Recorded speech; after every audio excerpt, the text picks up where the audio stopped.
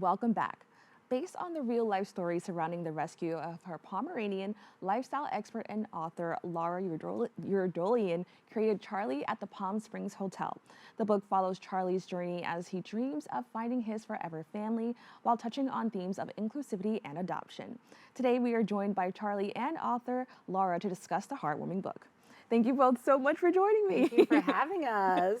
Now, can you talk a little bit more about your personal experience that inspired Charlie at the Palm Springs Hotel? Yes, so 7 years ago, I was on a press trip right outside of Palm Springs, and this little guy was living in the hotel lobby. I had absolutely no plans of adopting a dog, or it just wasn't on my radar until I met him. And it was an amazing program where, they let one foster live in the lobby of the hotel, and when it got rescued, they put a new one in, but all the guests could walk the dog. And I thought that was just a wonderful thing to do and to help socialize him. And that was really the start of many things for the book that inspired it. Now, how did your connection with Charlie influence you to turn his story into a children's book? Well, I just think the property felt like a children's book. And while, everything happened so organically, as soon as I rescued him for the past 7 years, every time someone would come up to us and ask who his breeder was or where they can, rescue a dog like him. And I was always like, actually, I got him from a lobby very unexpectedly and would tell the story. Everyone would say, this sounds like a children's book. And then every year we'd go back to the property and we'd always stop by to have dinner or stay there. And every time I would just get comments like, this looks like a children's book. So the book really just came about. And I'm somebody who just, when I see something and sees a need for something, I just put it out there. And yeah, so I can just say it was very organic, right, buddy? And I can agree. Like when I was doing my research on the book, I'm like, oh, that's a cute story. And then to find out that it was real, I think that is so amazing and really special. So I'm glad that you were able to capture that story and put it into a children's book that so many, families can look into. Now, I understand that you recently had a book launch here in New York City and in LA. Can you tell us a little bit more about that? Yeah, it was actually very exciting. We've had several events, but our big launch party we did at Animal Haven. I really wanted to do, we're donating a portion of the proceeds of the book to shelters, and they've been a great partner of ours to do incredible work. I've helped some dogs get adopted through them, and they had a new space that was just perfect for our location. We had Patricia Field, who's Charlie's godmother and a big reason in helping inspire me to rescue him. Chris Redd from Leave SNL, amazing comedian, he was a co-host. We had 2 other reality stars. We had Urfe and Andy Carl, big animal activists, Broadway stars. It was just an amazing, amazing night, raising awareness. And so much of the book, especially for me as somebody who's always loved animals but wasn't planning to necessarily adopt, was to bring new audiences. So what I wanted to do was kind of bring my journalist friends, my, Charlie's aunts and uncles, and just people into a space where they could meet adoptable dogs and really kind of just embody what the book is all about. Now, I really love the idea of the hotel. I think it just sounds so fun, and it has an amazing cause. Can you tell us a little bit more about the pet adoption at the hotel and how it played a role in Charlie's rescue? Absolutely. So the mission of the book is to get more hotels and 24-hour doorman buildings, and really any place that has that kind of security that can take in a dog. I think one dog when you're a big property is not really that challenging. You can really work with your local shelter. That's also why we're mixing who we're donating to, because we didn't want it to necessarily be tied to just one cause. I want to inspire every building, hotel, that's pet friendly to work with their local shelter. And if they are, right now shelters are so overwhelmed, but if they can bring them in, let them live there. It's an amazing way for residents, for guests, to just walk them, get to know a dog. I think that's such an important part of our story, was it was not, I think it's so amazing if you're just looking to adopt a dog or foster. You already know what you're doing. You're going to go to the shelter, but to take them out of that circumstance and then open them up, even if guests are just putting them on social media, you never know who it's going to spark and inspire to, get a little buddy. And it's really just a wonderful thing to do. Now, you shared some pictures of Charlie when you first adopted him versus now, and you talked about how much he improved. Can you just speak on the importance of adopting senior pets, especially because I know when people look for pets, they usually go for, maybe puppies or smaller animals. Yeah. So can you just talk about adopting senior pets? Absolutely. I mean, I think it's a really special community when you have other seniors. Seniors are the best. I hate to say it. I mean, all dogs are the best, but seniors are so grateful. When I got Charlie, it came from a super sad story. What I loved is they had a little plaque at the hotel telling the adoption story. So he was 10 years old. He was just really messed up. His eyes, his skin, he was emaciated. He had come from, the streets of LA where he was probably a puppy mill dog. They know that because he had a t-shirt on. He was 10 years old, but he wasn't neutered. So they think he was basically a stud.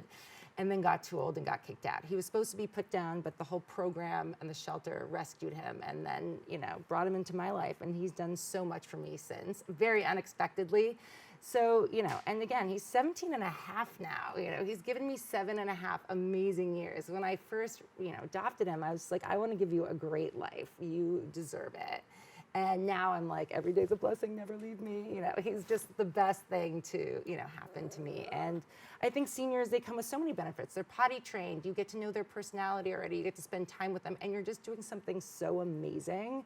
And they just pay it forward is all I can really explain it as. That's amazing, and I love that you mentioned some of the pros to that. Could you just talk about also maybe people who are a little bit apprehensive towards rescue dogs? I know you talked about puppy mills, and we've had segments about how those, the reality of those types of places. So can you just talk about the importance of adopting a dog and maybe why, it could be a rewarding experience? Absolutely. Well, shelters are so overwhelmed right now. So if you want a puppy, you can find a puppy. If you want a senior, there's so many, all sizes, breeds. It is incredible. And we recently had a friend who adopted through us, and I had brought one of my fosters to an event. She met him. We got a bunch of applicants the next day. And she went to the shelter then to pick him up and then do his shots. And she was like, I had no idea that there are so many different animals, so many different types. I just thought with rescues, it's always, she had kind of a stigma, as most people do. And it helped me kind of relive my experience with Charlie as well, that's also why I always say, sign up to be a foster. That's a great way. That doesn't commit you to a dog. Go meet them, go in there, do something great, even if you're just fostering for a week here and there. It really helps get a healthy animal out of a shelter. And then, if you bond with them, that's a really beautiful way to know, because that, and puppies come with a lot of different risks in that I've had a lot of friends over the years go to breeders, then they've had a lot of health issues that they didn't know about. They've had situations where the dog's personality was just a lot more than they were expecting, and they've had to rehome them. So I think too, or they've kind of stuck it out, but they were like, I was expecting this to be so much easier. So I think that there's also that portion of it that when you're waiting for this dog to be born, you haven't really had a chance to meet it, know its story. And while I'm not gonna, everyone teach their own, I really do think that there's something so amazing about stopping by your local shelter, or even online now. It's never been easier. All these shelters have photos, they have stories, they have all ages, all sizes. Like, try it out, see what happens. But I can tell you, they're the most grateful, wonderful animals. Right, bud? I mean, what's better than this guy? Yeah. Now, something that I think is so amazing is that the book also emphasizes on the message of blended families. Yes. How did you approach this theme, and why was it important to include this in a children's book? Absolutely. Well, what I didn't want is for this to be like a vanity project book. Like, my husband and I are in it at the end, but I wanted to really tell a story. And all the animals are also real from the property, which are very inclusive. The turtles really do live with the bunnies. There really was, mixed swans that lived with the ducks and all these creatures. So that kind of was so special for me. I remember emailing the woman that used to work at the hotel when she was there. I'm being like, okay, I've met a bunch. The bees were real. What are their names? Who are they? Can I get a list of the animals? And really trying to stick to that story. And, I come from a very blended family. I didn't when I started out. My mom and dad, were 100% Armenian. And then my parents divorced when I was 5, which in the 80s was not popular as it is today. And then my dad remarried, my half brother and sister, and then I'm married to a half Asian man, and his son is similar in age to like my little brother. So it's just like, it's crazy when we have these family situations. We're kind of that modern family we saw, from the show. And I wanted a book where however you want to interpret all the animals, it had that opportunity. And also for people to be able to explain to their kids. I think it's very important for kids to be able to ask questions, whether it's something as simple as triplets and not understanding why 3 kids look the same, or whatever the blended family situations. You can say, okay, well, remember the ducklings, or, remember the swans that live with the ducks, and, biological, adopted. And then, of course, I wanted to put a really positive spin on adoption. I've had friends who adopted whose kids are now 4 years old, who've written, I want them to be excited to be a Charlie. The book is dedicated to all the Charlies. I don't think adoption is a beautiful thing. I don't want kids to ever feel like it's anything less. So I think giving that positive spin was really, really important part of the story. Now, I want to talk about Pretty Connected, as you are the founder. Could you just share a little bit more about, that venture as well? Absolutely. So I started Pretty Connected as a blog. back when, blogs were a thing over 15 years ago. I came from the media brand world. Actually, I have to say, Pretty Connected catapulted me into all my TV and magazine work. Just having an outlet to write in, and then Instagram came around, social media, and the opportunities that, Pretty Connected was a great name. I wanted to be very anonymous when I started. I didn't want my face on anything. And that's just also the world we sort of lived in. Now people want to know the person behind everything that's being done or said. So that, and it was mostly fashion and beauty and some travel and lifestyle. And it's since helped me in all my ventures. I have an accessories line, I've done a lot of on-air work, I've done a lot of charity work. It's really helped raise awareness. So I think self-marketing, self-branding, and putting something out, you can say the universe, the to the internet gods, it really has opened a lot of doors, created a lot of opportunities, and really helped, just share our voice in a larger way. And I wanted to know, how has that also helped, with the creation of this book and also like getting the word out there? Yeah, I mean, it's been huge. We were an Amazon new release bestseller, #1, and I got so many questions about that. And we did have so much media, but a lot of it came after that accolade. And that was, doing smaller events, working with people, a lot of which I met through Instagram or most of them through my blog, I have to say, if we're dating things back.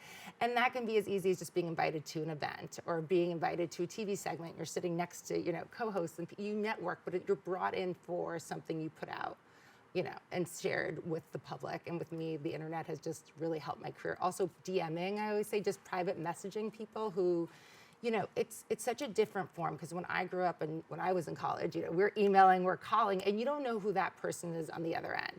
With social media or blogs, you can look at their bios, you can get to see what they're writing about, what they're talking about, how they express themselves. So it's really been such a powerful networking tool, the whole digital space. And yeah, I would say that is probably how we have done everything. Also, obviously, you're sharing things with other audiences. So when we brought all those people, and we had 200 people to my launch party in New York, they're all sharing on Instagram, on their stories, the animals up for adoption, the story, Charlie, they're really helping me magnify my voice. So that was a big part of our journey. Well, I think it's so amazing, and I thank you so much for joining us and sharing this beautiful story and this beautiful book with us. Yes, of course. Thank you.